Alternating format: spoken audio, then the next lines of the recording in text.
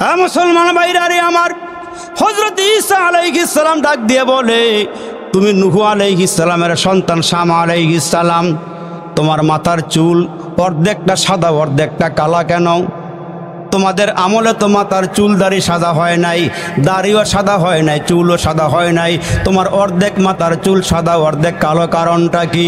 হযরতে শাম আলাইহিস সালাম ডাক দিয়ে কই, ঈসা পয়গম্বর গো, আমার মাথার চুল সবগুলোই কালো ছিল, একটা আওয়াজ যখন পাইছি হাসরের ময়দানে ওইটা মাওলার সামনে হিসাব দেওয়া লাগবে, ওই ভয়ের কারণে আমার অর্ধেকটা মাথার চুল সাদা হইয়া গেছে। হাসরের কঠিন ময়দানে আল্লাহ বলবেন, আজকে দুইটা দল হবে, ফারিকুন ফিল জান্নাতি ওয়া ফারিকুন ফিস সাঈর। হাসরের ময়দানে দল হবে দুইটা, একটা আওয়ামী লীগ আর একটা বিএনপি। রাগ করছেন মনে হয়? এই দেশে দলের অভাব নাই ভাই সাহেব, আছে কামার কুমার চামার মদারো জুয়ারো গাজারো doctor master driver helper contractor রাজরানী চাকরানি ফকির ফকরানি এতিম মিসকিন অনাথ অনাথিনী পথে বড় আদামরা কাঙ্গাল কাঙ্গালিনী হাবিলদার জমিদার রফাদার দফাদার তালুকদার মেম্বার চেয়ারম্যান এমপি মন্ত্রী জাসদ বাসদ খাসদ মাসদ আওয়ামী লীগ বিএনপি জাতীয় পার্টি তবলিগ পাবলিক চরমনাই উজানি মোসাবিয়া মাঝবান্ডারি কুতুববাগি রাজার বাগি দেওয়ান বাগি আরো কত বাগি। হ্যাঁ কথা কইতো না, ঠিক না বে ঠিক? কিন্তু হাসরের একটা ময়দান হবে ভাই সাহেব, ওই হাসরের কঠিন ময়দানে দল হবে দুইটা। আল্লাহ ডাক দিয়ে কেউ কত দাউদপুরের মুসলমানেরা ভালো করে খেয়াল করিয়া শোনো, হাসরের কঠিন ময়দানে দল হবে দুইটা, এক দল হবে জান্নাতি আর এক দল হবে জাহান্নামী। এক দলের আমলনামা আসবে ডান হাতে আর এক দলের আমলনামা আসবে বাম হাতে। এই মুসলমান যারা ডান হাতে আমলনামা পাবে এরা হবে ভালো মানুষ, এরা সুদ খায় নাই, ঘুষ খায় নাই, জিনা করে নাই, বিচার করে নাই, মানুষকে ঠগায় নাই, ক্ষেতের আইল কাটে নাই, ঘুষ খাইয়া বিচার করে নাই, ফাঁকে ফাঁকে আলেম ওলামারে গালি দেয় নাই, হক্কানি পীরের বিরুদ্ধে লাগে নাই, হুজুরেও খোঁচা মারে নাই, ইমাম সাহেবের পিছনেও লাগে নাই, ভালো ভালো কাজগুলো দুনিয়ার থেকে কইরা গেছে। এই মানুষগুলো যখন হাসরের ময়দানে উঠবে ভাই সাহেব, ওই মানুষগুলো যখন আমলনামা ডান হাতে পাবে, আল্লাহ বলবেন ইকরা কিতাবাক, এ বান্দা তুই তোর কিতাবটা পড়িয়া দেখ। এইটা আপনিও হবেন আমিও হব, বান্দা পড়িয়া দেখবি, আহারে আমলনামার মধ্যে সোয়াব আর সোয়াব, ভালো কাজ আর ভালো কাজ। ওই বান্দা বলবে আল্লাহ আমি যেমন কর্ম করছিলাম তেমন ফল আমারে দিছ। আর যে লোকটা আল্লাহরে মানে নাই ভাই সাহেব, আল্লাহরে বিশ্বাস করে নাই, আসমানের দিকে চাইয়া কইছে আসমান বলে এমনি এমনি হইছে না, বানান না বলে একজন আছে, আপনারা সবাই দিয়ে কন্যা আছেন, ইনি যিনি বানাইছেন তিনি কে? আর একটু জোরে বলেন না তিনি কে? সব কিছু বানানো ওলা মালিক হলো আল্লাহ। আবার যখন বাম হাতে আমলনামা আসবে, বাম হাতে আমলনামাটা এমনি আসবে না। এ মুসলমান ভাই সাহেবেরা, ও এই হাতটাকে ভাঙ্গা মুসলমান পেটের ভিতর দিয়ে বুকের ভিতর দিয়ে ঢুকাইয়া পিঠ দিয়ে বাইর করে আমলনামা দেওয়া হবে। ওই বান্দা হাসরের কঠিন ময়দানে বলবে কি করলাম রে, কি করলাম রে, কি করলাম, সোনার যৌবন হেলায় খেলায় খোয়াইলাম, কি করলাম রে, কি করলাম রে, কি করলাম, সোনার যৌবন হেলায় খেলায় খোয়াইলাম, তারে না রে কইরা কইরা জীবন কাটাইলাম, আমরা সবাই জান্নাতেরই রাস্তা হারাইলাম। ঠিক কিনা জোরে বলেন? এই জন্য বাংলা কবি কত সুন্দর করে ডাক দিয়া বলেন, মাটি করো না মাটির তরে তোমার মহৎ জীবনটারে, মাটি করো না মাটির তরে তোমার মহৎ জীবনটারে, জীবন যৌবন দাতা যিনি বিলাও জীবন তাহার তরে। বাইসাব আমার আল্লাহ ডাক দিয়া বলেন, এখন দুনিয়ার জমিনটা পরীক্ষার হল, পরীক্ষার হল, কিন্তু বিচার এই দুনিয়াতে হবে না, বিচার হবে আরেকটা জগৎ আছে, ওই জগতে বিচার হবে। এখন তুমি সুদ খাইলো আমি আল্লাহ কিছু বলবো না, ঘুষ খাইলো কিছু বলবো না, মানুষকে ঠগাইলো কিছু বলবো না, ইয়াবা খাইলো কিছু বলবো না, আব্বা আম্মারে পিটাইলো কিছু কমু না, আলেম ওলামারে গাইলাইলো কিছু কমু না। কিন্তু আমার একটা ধরা আছে ভাই সাহেব, ওই ধরাটা বড় শক্ত। ইন্না বাতশা রাব্বিকা লাশাদীদ, আমার ধরা বড় শক্ত। হাসরের ময়দানে মানুষগুলো আফসোস করবার বলবো আল্লাহ এইটার মধ্যে দিয়ে কোনো কিছুই বাদ দেওয়া নাই, লা ইউগাদিরু সগীরাতা ওয়ালা কাবীরা, ছোট বড় সব গুনাহ তো আল্লাহ বাদ দেওয়া নাই, সব দিয়ে আমলনামার মধ্যে জমা আছে। ওই যে বরিশাল বাড়ি এক বেডার, কষ্ট হইতেছে, কোন দেশে বাড়ি? বরিশাল থেকে হঠাৎ করে মুসলমান রওনা দিছে, বাতিজায় তাকে গুলশান আভিজাত্য এলাকায়। চিন্তা করতেছে বাতিজার বাসার থেকে একটু বেড়াইয়া আইগা, গ্রাম আর ভালো লাগে না। এখন সদরঘাটে নাইমা গুলশানের গাড়িতে উইটা আগেও কয়েকবার বেড়াইয়া গেছে। এখন বাতিজার দরওয়াজার সামনে বিকালবেলা গিয়া নামছে, নাইমা গিয়া দেখে বিরাট বড় একটা তালা।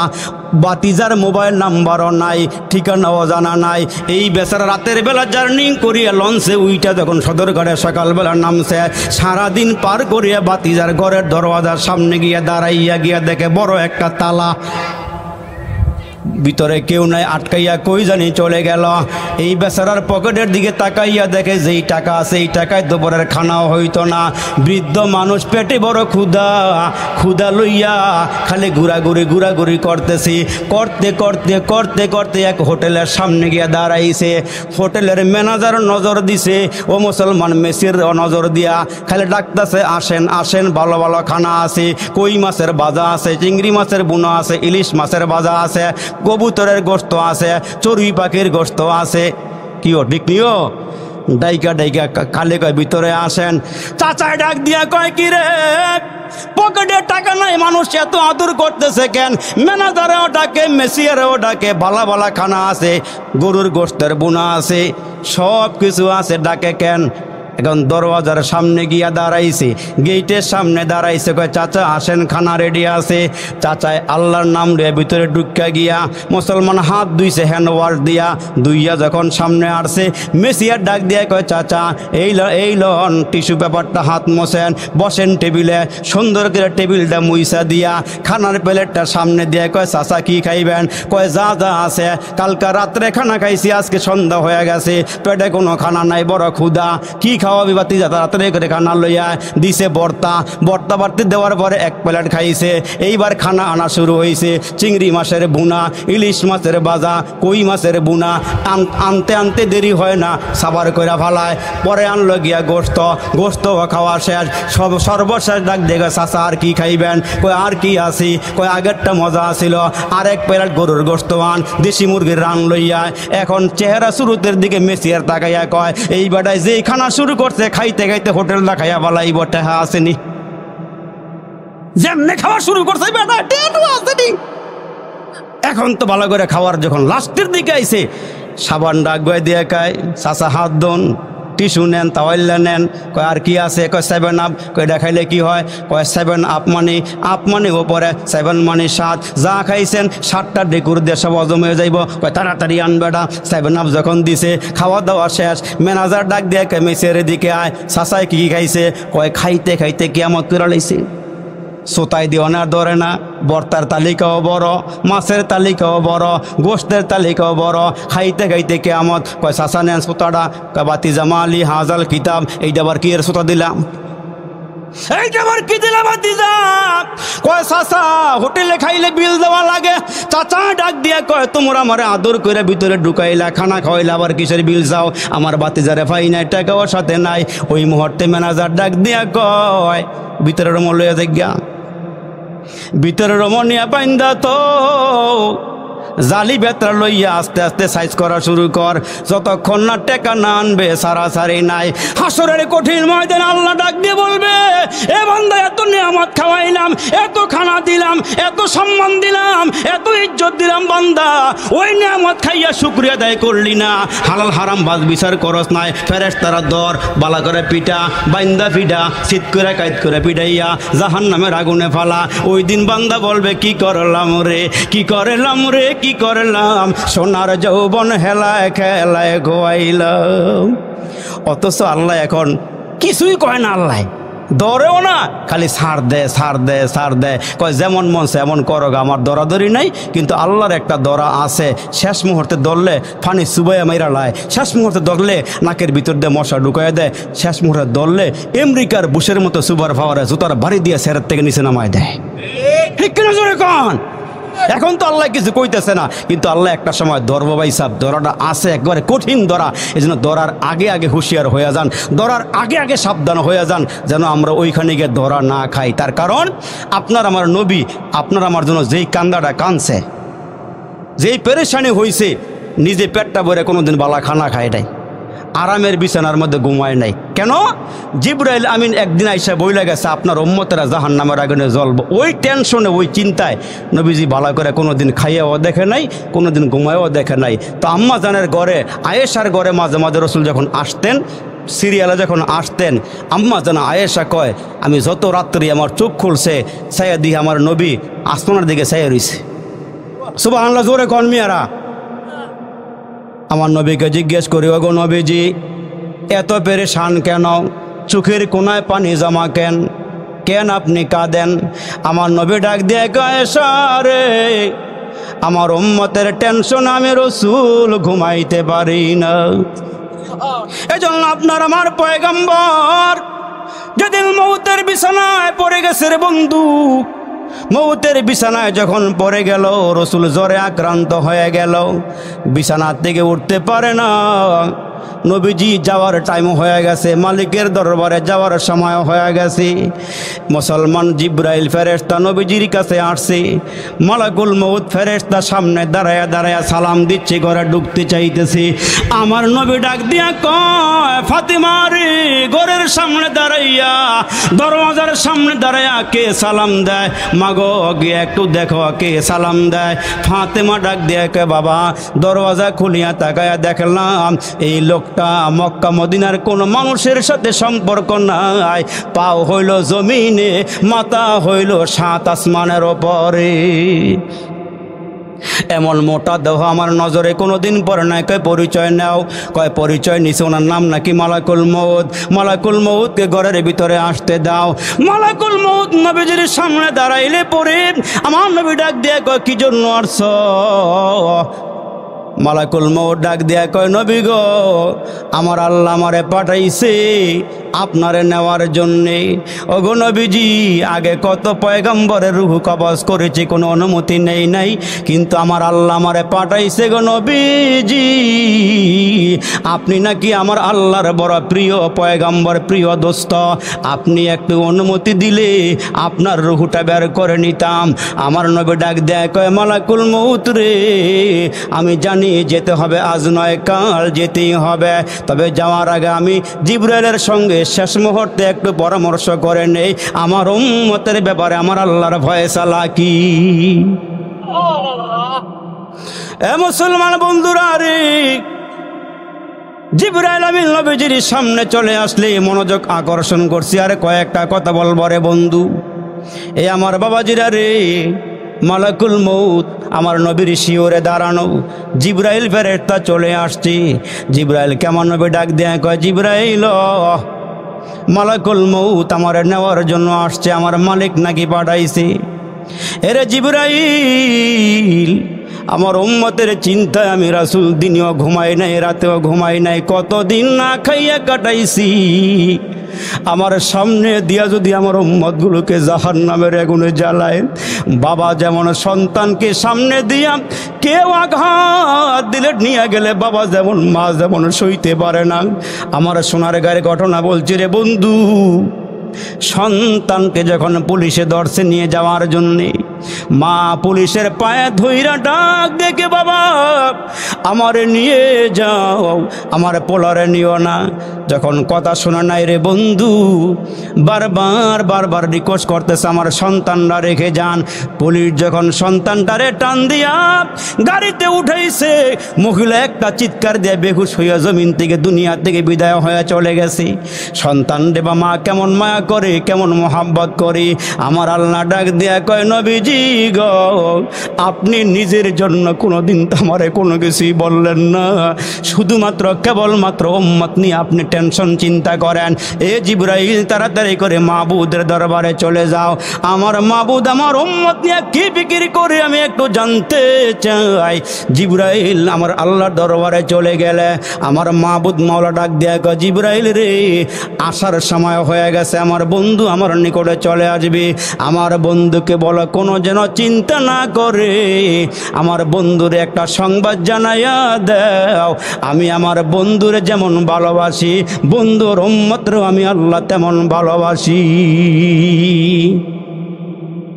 আমি আমার বন্ধুরে যেমন ভালোবাসি, বন্ধুর উম্মতরে আমি আল্লাহ তেমন ভালোবাসি। আমার বন্ধুরে বলিয়া দাও, আমার বন্ধুরে কইয়া দাও আমার বন্ধু আমার দরবারে চলে আসবে। আমার বন্ধুর উম্মতগুলোকে আমি আল্লাহ আমার বন্ধু যেমনে দেখা রাখছি আমি কিয়ামত পর্যন্ত আমার বন্ধুর উম্মতগুলোকে তেমনি করে দেখা রাখবো। আর আমার নবীর উম্মতের একটা সুযোগ আছে, এরা যখনই গুনাহ কইরা হাত বাড়াই আমার দরবারে কাঁদেবে, আমি আল্লাহ গুনাহ খাতাগুলো মাফ করে দিব, আমি এদেরকে মাসুম বেগুনাহ নিষ্পাপ বানায়া দিব। মুসলমান ভাইরা, এজন্য পয়গম্বর আরবি ডাক দিয়ে উম্মতের রে মরণের আগে আগে সাফ হয়ে কবরে আইসু। যেমন আমার নবীজি অন্তিম মুহূর্তে যখন শুয়া পড়ছি বেলালকে ডাক দিয়ে কে বেলাল রে আয় আয় আমার সামনে আয়, আমার মনে হয় আমি চলে যাব রে। মদিনার গলিতে গলিতে ঘুইরা ঘুইরা আমার সবগুলো সাহাবীকে আমার সামনে নিয়ে আসু, আমি ইন্তেকালের আগে একটা নজর সবগুলো উম্মতরে দেখা যাইতে চাই। জিবরাইল আমিন মুহূর্তের মধ্যে হযরতে বেলাল মুহূর্তের মধ্যে মদিনার গলিতে গলিতে দৌড়ায় রে বাবা। দেখো না বিশ্বনবীর মায়া মোহাব্বতে একটা ফোঁটা চোখের পানি বের হয়নি, দিলটা নরম হয়নি রে বন্ধু। তোমার এই চোখের পানি রে হাসরের কঠিন ময়দানে আমার নবীর কিনারায় তুমি উম্মতরে পৌঁছাইয়া দিবে। এরে আমার বাবাজি, নবীজির সামনে মুহূর্তে সাহাবীরা চলে আসছে। আমার নবী ডাক দিয়ে কে উম্মতেরা রে, এরে আমার সাহাবীরা রে, তোমরা যেহেতু আল্লাহর ঘর মসজিদে আসছো 2 রাকাত নামাজ আদায় করো, তারপরে আমার সামনে আইসা বসো। আমার নবীজির সামনে সাহাবীরা আসছে, নামাজ সমাপ্ত করে নবীজির সামনে আইসা বসলে আমার নবী ডাক দিয়ে কয় সাহাবীরা রে আমার কিছু কথা শোনো। তোমাদের মধ্যে আমি কিছু জিনিস রেখে গেলাম। আমি মেসওয়াক করাকে মোহাব্বত করি, মেসওয়াক করাকে পছন্দ করি, তোমরাও গাছের ডালা দিয়ে মেসওয়াক কইর। এই আমার উম্মতেরা ভালো করে শোনো, কাজের লোকের সঙ্গে তোমরা খারাপ আচরণ করিও না, বিবির সঙ্গে খারাপ আচরণ করিও না। আমার নবী ডাক দিয়া কয় আমার আল্লাহ আমারে পাঠাইছি, ও ইন্নাকা আলা খুলুকিন আযীম, আমাকে আল্লাহ উত্তম চরিত্র দিয়া দুনিয়াতে পাঠাইছি। তবে শুনিয়া রাখো গো, আমার একটা কথা শুনিয়া রাখো, সেই কথাটা হইল, সবাই কানগুলো খাড়া করো, আমার দিকে তাকাও। আমার একটা কথা হইল, তোমাদের সঙ্গে মক্কায় জীবনযাপন করেছি, মদিনাতেও জীবনযাপন করেছি। আমি রাসূল তোমাদের সাথে চলতে গিয়া যদি কাউকে কোনো দুঃখ দিয়া থাকে, ব্যথা দিয়ে থাকে, আল্লাহর হস্তে এই মজলিসে আমারে মাফ কইরা দিও, আমারে ক্ষমা করিয়া দিও, আমারে মাফ করিয়া দিও। আহারে কেমন নবীরে, আমরা নেতা হইলে আজকে কর্মীর কাছে মাপ চাইতে পারি না, বড় হইয়া ছোটর কাছে মাপ চাইতে পারি না। আমার আত্মগরিমা, আমার অহমিকা, আমার অহংকার। এর মুসলমান নবীর দিকে তাকায়া দেখো, নবীর থেকে বড় তো দুনিয়ার মধ্যে আর কেউ নাই, জান্নাতেও নাই, দুনিয়াতেও নাই, ওপরেও নাই, নিচেও নাই। আমার নবী হইল সর্বসেরা। জোরে কোন আল্লাহু আকবার। মুসলমান ভাইরা রে, আমার বিশ্বনবী দাঁড়ায় গেলে আমারে মাফ করিয়া দিও, আমারে ক্ষমা করিয়া দিও। এই ঘোষণা দিলেন 3 বার। জোরে বলেন কয়বার? ঘোষণা দেওয়ার পর একজন সাহাবী চিন্তা করে, আমি মুহাম্মাদের হাতে হাত দিয়ে কালমা পড়ে মুসলমান হয়েছি, তবে আমার একটা জিনিস দেখার বড় শখ ছিল। বহু চেষ্টা করেছি, যুদ্ধের ময়দানেও গিয়েছি, এদিক সেদিকও গিয়েছি, দেখতে পারি নাই আমার নবীর 2 কান্দের মাঝখানে ডিমের মতো একটা খতমে নবুয়তের সিলমোহর আছে। আমার নবী শেষ নবী, আমার নবীর পরে আর কোনো নবী নাই, সিলমোহর মারা দিছে। এইটা আমার দেখার বড় শখ ছিল, আমি দেখতে পারি নাই। আজকে যেমনি হোক এই সিলমোহরটা আমি এক নজর দেখতে চাই। সাহাবী দাঁড়ায় গিয়া কে, ইয়া রাসূলুল্লাহ, ইয়া হাবিবাল্লাহ, ওগো আল্লাহর নবী, প্রতিশোধ নিতে বলতেছেন? কয় হ্যাঁ। কয় তাহলে আমার কিছু কথা আছে। কেউ দাঁড়ায় না নবীর সামনে। আবু বকর সিদ্দিক বসা, হযরত ওমর বসা, আবু বকর, ওমর, ওসমান আলী সবাই বসা। আমার নবীর 2 নাতিও 2 দিকে বসা, বৈশা বৈশা নবীর চেহারার দিকে তাকায়। আরে আমার আল্লাহ নবীর এমন একটা চেহারা দিছে গো, ক্ষুধার্ত মানুষ যদি আমার নবীর চেহারার দিকে তাকাইছে, ক্ষুধা নিবারণ হয়ে গেছে। পেরেশানওয়ালা মানুষ চেহারার দিকে তাকাইলে পেরেশানি দূর হয়ে গেছে। আল্লাহু আকবার, আল্লাহু আকবার। জীবনের চাইতে বেশি ভালোবাসি যারে, জীবনের চাইতে বেশি ভালোবাসি যারে, একবারও দেখি নাই তারে। গভীর রাত্রে উঠে উঠে আল্লাহকে বলবেন, জীবনের চাইতে বেশি ভালোবাসি যারে, একবারও দেখি নাই তারে। জানি নাই আমার ভালোবাসায় আছে কি ভুল, একবার হলেও দেখা দাও হে প্রিয় রাসূল, একবার হলেও দেখা দাও হে প্রিয় রাসূল। সর্বোচ্চ শিখরে যিনি নিজ মহিমায় কাটিল তিমির রাশি, যার রূপের আভায় চরিত্র মাধুরিতার অতি মনোরম। মা উলিদাত হাওয়া মিন সুলবি আদম ওয়ালা বিজিনানিল খুলদি মিসলুকা আখার। আমার নবীর মতো এত দামি মানুষ, এত দামি নবী দুনিয়াতে নাই, জান্নাতেও নাই। ওই নবী ডাক দিয়া বলেন, যদি আমি কারণে করে কোনো বেয়াদবি করে তাকে ভুল করে তাকে আমারে মাফ করে দিও, আমারে একেবারে নিষ্কলঙ্ক হয়ে কবরে যাওয়ার সুযোগ দিও। ওই সাহাবী ডাক দেখ, আল্লাহ একটা সুযোগ পাইছি, আজকে যেমনি হোক নবীজির ইন্তেকালের আগে আগে খতমে নবুয়তের সিলমোহরটা এই দুই নয়ন দিয়ে একবার দেখা নিব। সাহাবী জানা ডাক দেখ, ইয়া রাসূলুল্লাহ, ওগো আল্লাহর নবী, আপনার সঙ্গে আমি এক জিহাদের ময়দানে যেতেছিলাম। আপনি ছিলেন একটা ওটের উপরে, আমি ছিলাম আরেকটা ওটের উপরে। দুটোটা ওট পাশাপাশি চলতেছিল গো পয়গম্বর। আপনার ওটের মাথা আর আমার ওটের মাথা বরাবর। নবীজি কে, হ্যাঁ কি হয়েছে বলো? কয়, আপনি চাবুকটা হাতে নিয়ে গো নবীজি আপনার ওটের মাথার মধ্যে আঘাত দিয়েছিলেন গো নবীজি। ভুল ক্রমে গো নবীজি ওই আঘাতটা আপনার ওটের মাথায় না লেগে গো পয়গম্বর আমার পিঠের মধ্যে লেগে গিয়েছিল। আজকে আপনার সাহাবীদের সামনে গো নবীজি ওই চাবুকটা দিয়ে আপনার পিঠে বাড়ি মাইরা প্রতিশোধ নিতে চাই। এই আওয়াজ দেওয়ার পরে মুসলমান ওই মজলিসে যত সাহাবী ছিল কান্নায় বেহুশ হয়ে পড়ে গেছে। ডাক দিয়া দিয়ে কই, সাহাবী রে কি হয়েছে তোমার? আমার নবী অন্তিম মুহূর্তে, শেষ মুহূর্তে নুরানি কোরআনের চেহারাটা, নুরানি কোরআনি বদনটার মধ্যে কেমনে বাড়ি দিবা? আবু বকর দাঁড়ায় কামড়ে দাও, ওমর দাঁড়ায় কামড়ে দাও, ওসমান দাঁড়ায় কামড়ে দাও, আলী দাঁড়ায় কামড়ে দাও। আমরা থাকতে আমার নবীর পিঠে একটা আঘাত লাগতে দিব না। কিন্তু মুসলমান ওই সাহাবী দাঁড়ায় কয়, না হুজুর, আপনি যেমনি আঘাত দিয়েছেন আমি এমনি আঘাত দিয়া প্রতিশোধ নিব। ওই চাবুকটা কই আছে বলেন? আমার নবী ডাক দিয়া কয়, বেলাল রে দাঁড়াও, ওই চাবুকটা আছে ফাতেমার ঘরে, চাবুকটা নিয়ে আসো যাও। হযরতে বেলাল বারাক্রান্ত হৃদয়ে লইয়া, চোখের কোনায় পানি লইয়া, এশক আবেগ ভালোবাসা নিয়া, নবীর মোহাব্বত দিলের মধ্যে লইয়া হাঁটি হাঁটি পা পা করে ফাতেমার ঘরের দিকে আগাইতেছি। একটা কদম সামনে যায় রে বাবা, আরেকটা কদম পিছনে পালায়। যাইবার মনে চাইতেছে না, আমার নবীর পিঠে আঘাত লাগবে, এটা আল্লাহও সইবে না, দুনিয়ার কোনো মাকলুক সহ্য করতে পারবে না। কারণ যেই নবীর আল্লাহ না বানাইলে আসমান জমিন চন্দ্র সূর্য লৌহ কলম যা দেখি না, আমার আল্লাহ কোনো কিছুই বানাইতো না। লাউলা কালামা খলাকতুল আফলাক, আল্লাহ দুনিয়ার কোনো কিছুই বানাইতো না। বেলাল তো মুসলমান বারাক্রান্ত হৃদয় নিয়া, পাগুলো চলে না, মনে হয় যেন অচল হয়ে গেছি, পায়ের রগরাশে মনে হয় দুর্বল হয়ে গেছি। হাঁটি হাঁটি পা পা করে আস্তে আস্তে করে ফাতেমার ঘরের দরওয়াজার সামনে গিয়ে দাঁড়াইয়া আওয়াজ দিছে, ফাতেমা রে, তোমার ঘরের মধ্যে নাকি আমার নবীর রাখা একটা চাবুক আছে? কয়, হ্যাঁ আছে। এই মুহূর্তে চাবুকের জন্য কেন আসছো? আমার নবী, আমার বাবা না অসুস্থ, বিছানার মধ্যে আমার বাবা পড়ে আছে, কি জন্য আসছো?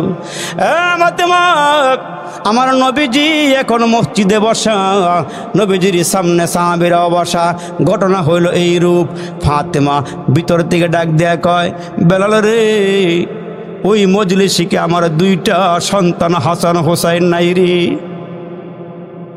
এ বেলাল, এটা কেমন সাহাবীরি, আমার বাবার শেষ মুহূর্তে পিঠে আঘাত দিয়া প্রতিশোধ নেবে, এটা কেমন সাহাবীরি।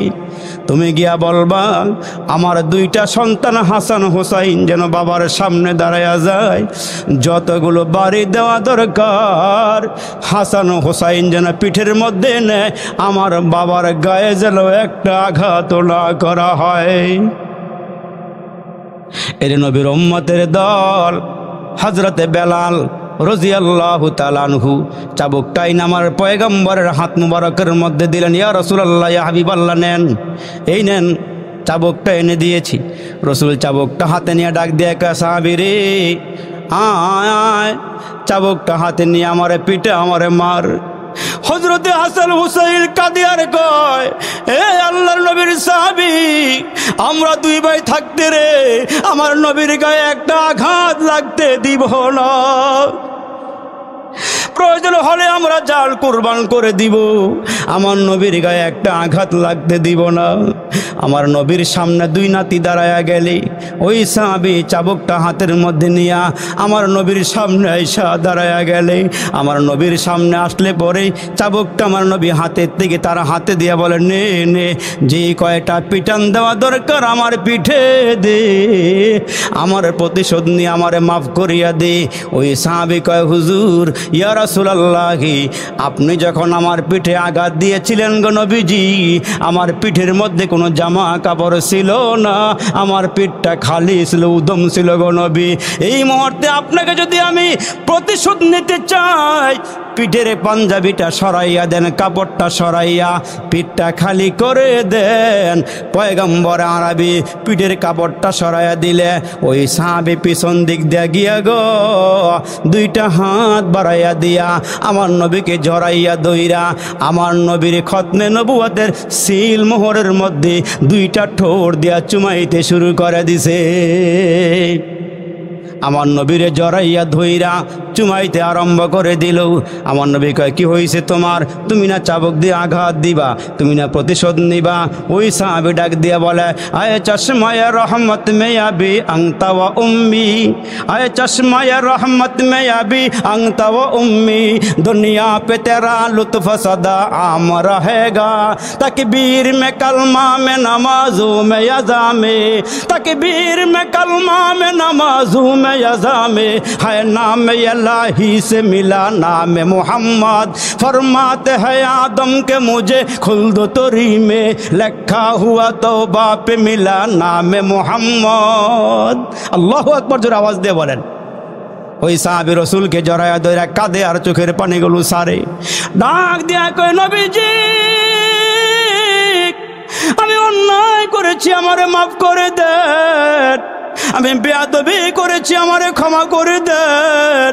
ওগো নবীজি, আপনি দুনিয়ার থেকে বিদায় হয়ে যাবেন, আমি শুনতে পাইছিলাম আপনার পিঠের মধ্যে একটা সিলমোহর আছে, আপনি শেষ নবী, আপনার পরে আর কোনো নবী নাই। ওগো নবী, আমি তাকায়া দেখলাম আপনি দুনিয়ার থেকে বিদায় হয়ে যাবেন, আমার আফসোসটা আমার মনের মধ্যেই রয়ে যাবে। এই জন্য গো নবীজি, একটু ফন্দি করিয়া, একটু নাটকের মতো করিয়া আমি আপনার সিলমোহরটা দেখলাম, আমাকে আপনি মাফ করিয়া দেন। এই দুইটা ঠোঁট লাগাইয়া চুমা দিয়েছি, আপনার ভালোবাসাটা আরো হাজার গুণ আমার মোহাব্বতের মধ্যেই বাইরে গেছে। আমার নবী দাঁড়ায়া ডাক দিয়া বলেন, এ সাহাবীরা রে, তোমরা যদি জান্নাতি মানুষ দেখতে চাও, দুনিয়ার মধ্যে যদি তোমরা জান্নাতি মানুষ দেখতে চাও, আমার এই সাহাবীর দিকে তাকাও, আমার এই সাহাবী আল্লাহর জান্নাতি। এই জন্য আমার পয়গম্বর ডাক দিয়ে বলেন, লা ইউমিনু আহাদুকুম হাত্তা আকুনা হাব্বা ইলাইহি মিন ওয়ালিদিহি ওয়া ওয়ালাদিহি ওয়ান নাসি আজমাইন। হে আমার উম্মতেরা, নিজের জানের চেয়ে আমারে বেশি মোহাব্বত করবা, সন্তানদের থেকে আমারে বেশি মোহাব্বত করবা, আব্বা আম্মার থেকে বেশি মোহাব্বত করবা, তাহলে তোমরা প্রকৃত মুমিন হইতে পারবা।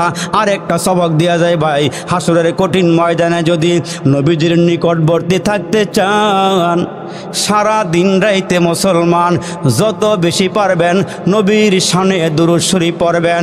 বড় দুরূদ পড়তে পারেন না, ছোট্ট ছোট্ট দুরূদ আছে।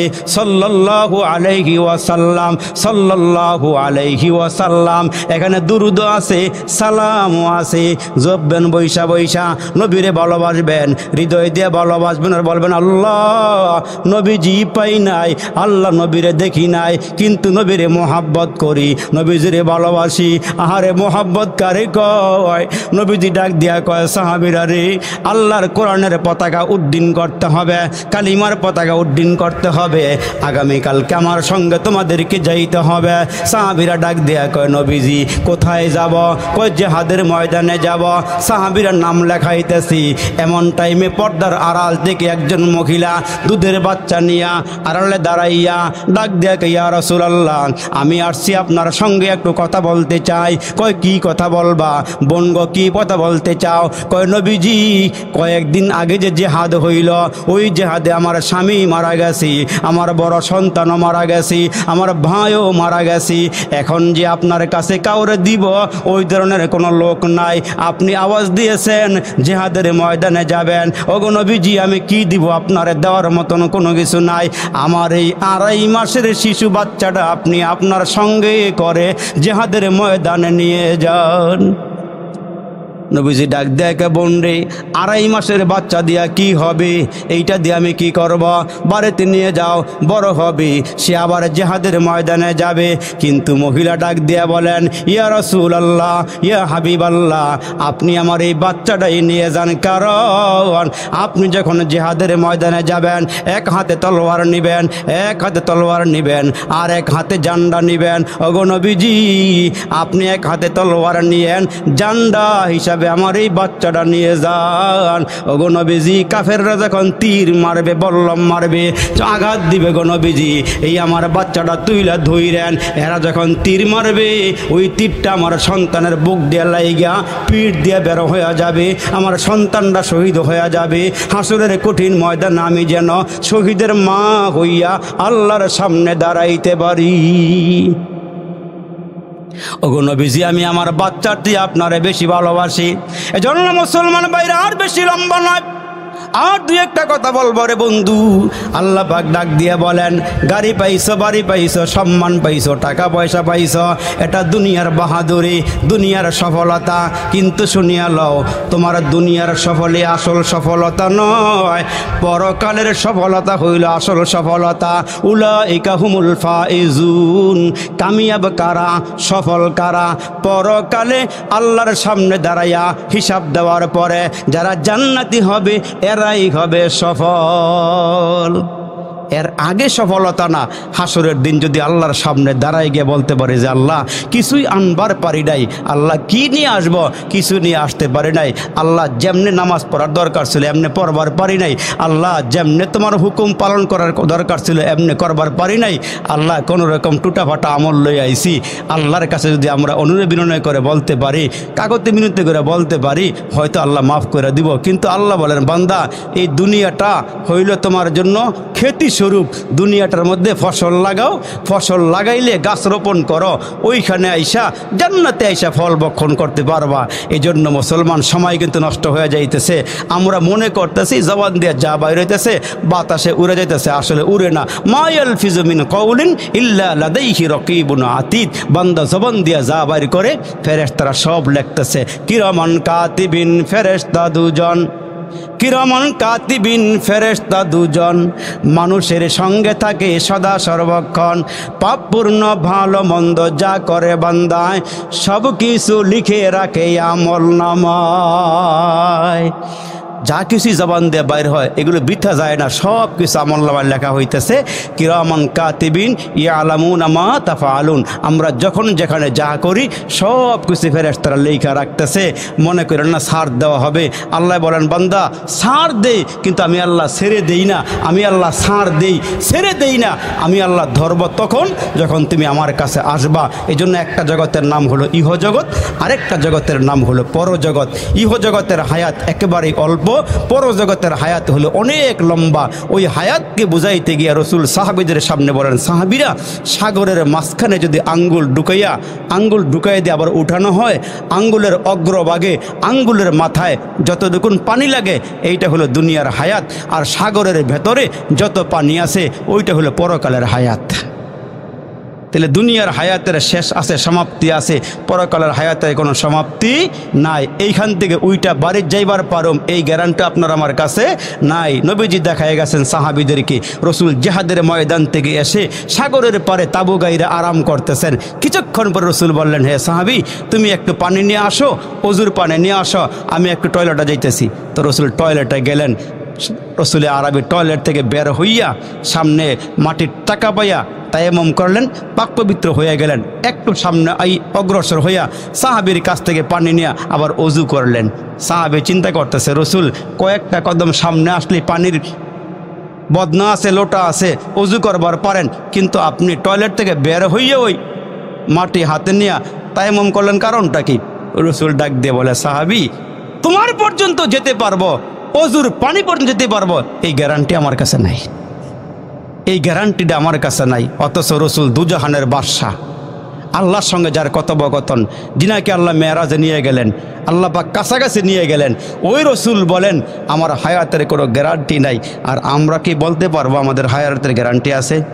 স্যান্ডেল কিনলে 1 বছরের গ্যারান্টি দেয়, হ্যাঁ, একটা ফ্রিজ কিনলেও 10 বছরের গ্যারান্টি, মোবাইল কিনলেও 1 বছরের ওয়ারেন্টি গ্যারান্টি দিয়ে দেয়। অথচ আমরা দামি মানুষ 4টা জিনিসের কসম খাই আল্লাহ বলেন, ও তিনি ও জাইতুন ও তুরি সিনিন ও হাজাল বালাদিল আমিন লাকদ খলাকনাল ইনসানা ফি আহসানি তাকওয়িম। মানুষকে আল্লাহ বড় সুন্দর করে বানাইছে, এমন সুন্দর করে আল্লাহ আর দুনিয়ার কাউকে বানায় নাই, মানুষকে যে সুন্দর করে বানাইছে। এই জন্য মানুষের কাজ হইল 24টা ঘন্টা যতক্ষণ আমি সজাগ থাকি, জিক্র ফিক্রে থাকা, আল্লাহর গুণগান লইয়া জিহ্বাটারে তাজা রাখা। তার কারণ নুন খাইব যার, গুণ গাইব তার, মালিক যিনি, প্রশংসা হবে তার। এই জন্য পায়ে হাত দিয়ে বলে যাই, বাবা, এখনও সময় আছে, এখনও সুযোগ আছে। কবরে ঢুকার আগে আগে তওবা করেন, কবরে যাওয়ার আগে আগে আল্লাহর কাছে গুনাহ মাপ চান, তাহলে দেখবেন আপনার আমার গুনাহ মাপ হয়ে গেলে সহজ হয়ে যাবে। কিন্তু আমরা মনে করতেছি আজকা না কালকা না পরশু তওবা করুম নে। আমাদের তওবা হচ্ছে ওই সাপ আর ব্যাঙের দোস্তির মতো। সাপে আর ব্যাঙে দোস্তি, একজন উপরে আর একজন পানির মধ্যে।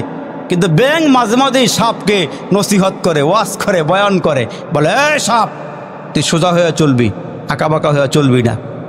তো সাপ কি বলে ব্যাঙেরে, এই তোর থেকে জিগায় চলুম, কেমনে চলবো আমারটা আমি ভালো জানি, আমি সোজা হমু না বেঁকা হয়ে চলবো, আমারটা আমি ভালো জানি, তোর বলতে হবে না, তোর ওয়াজ করতে হবে না, আমার যেমনি মনে চায় এমনিই চলবো। তো অনেক দিন নসিহত করার পরও সাপের নসিহত নেয় না, ওয়াজ গ্রহণ করে না।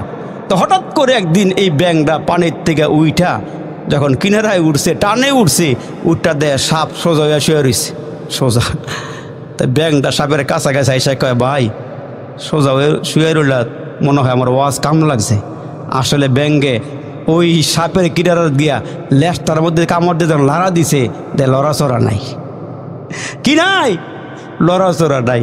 তখন ব্যাঙ ডাক দিয়ে সোজা হইলে তো হইলি, মরার পরে হইলি আর কি, মরার আগে আর হইলি না। তা আমরাও মনে করি পিটানি যা আছে কবরে গিয়া না, এর আগে তো আর পিটাইব না, আগের পিটাইব কাটায়। আমার 10টা 9টা ভাই আছে, পিটাইব কাটায়। আমার বাবা চেয়ারম্যান সাহেব আছে, মেম্বার সাহেব আছে, এলাকার প্রভাবশালী, আবার পিটাইব কাটায়, ধর্ম কাটায়, যেমনি মন চায় এমনি চলো। ভাই গো, তোমার মন চাইলে তুমি চলতে পারবা, তোমার কেউ বাধা দিবে না।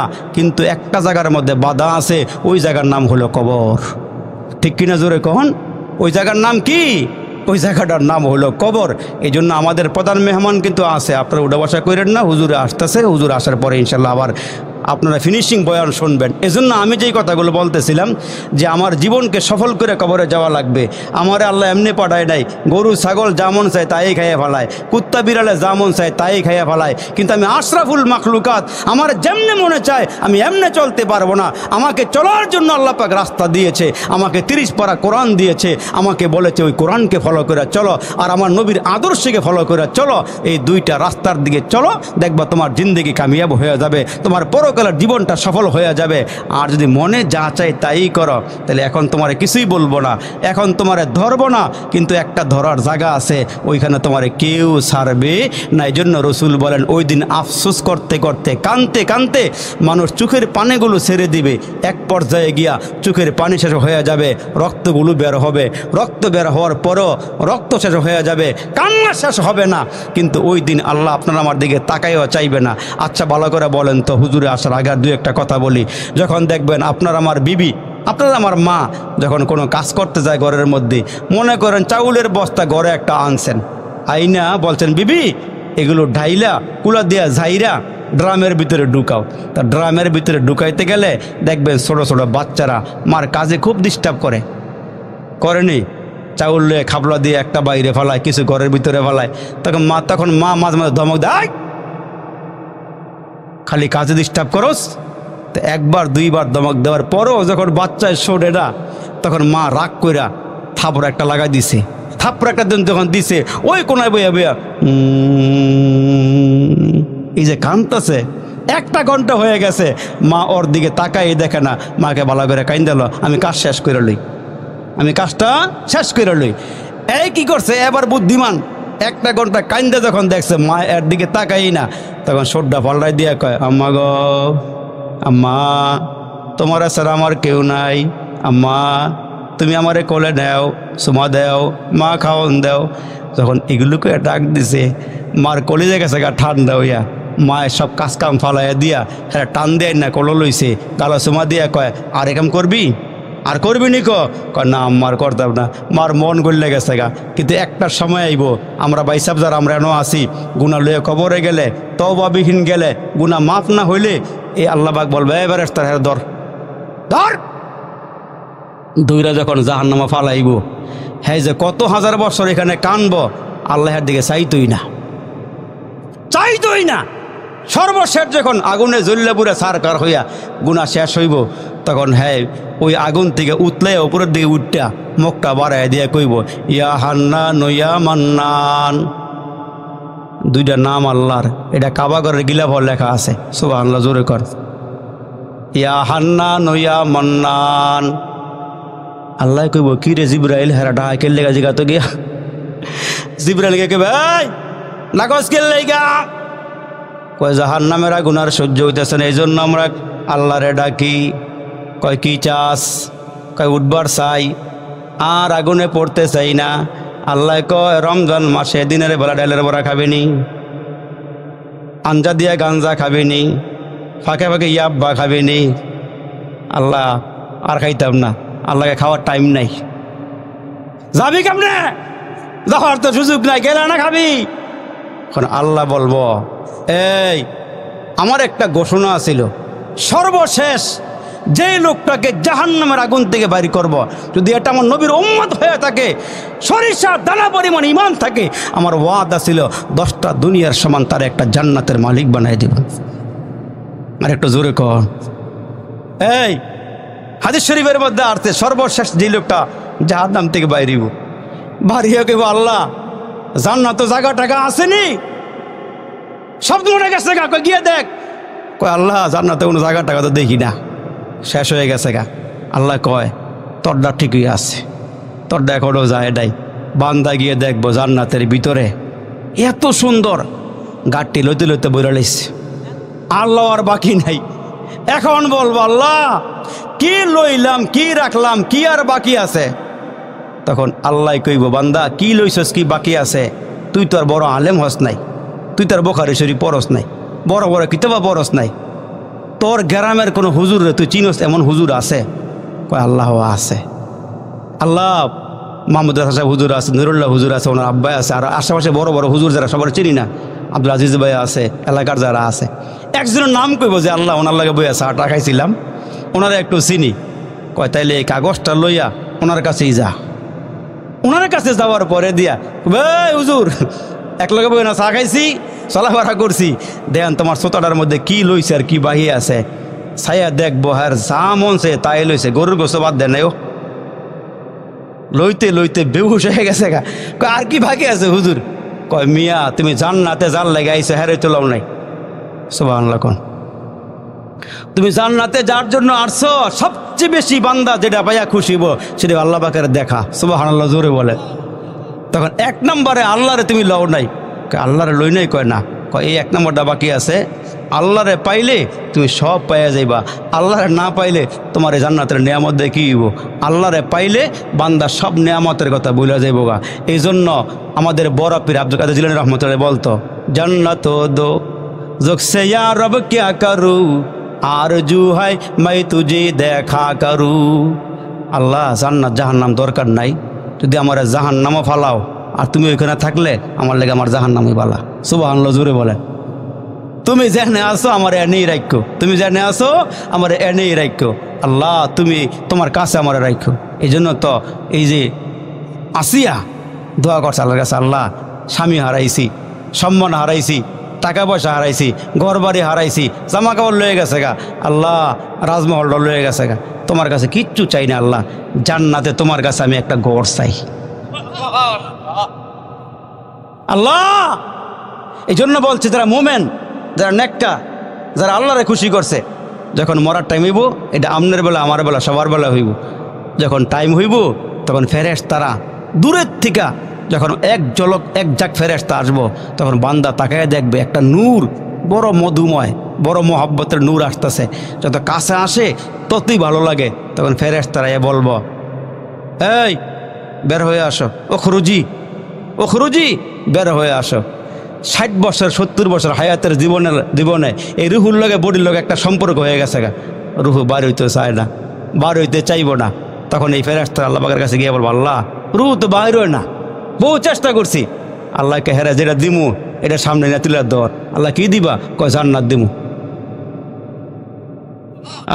জোরে কন।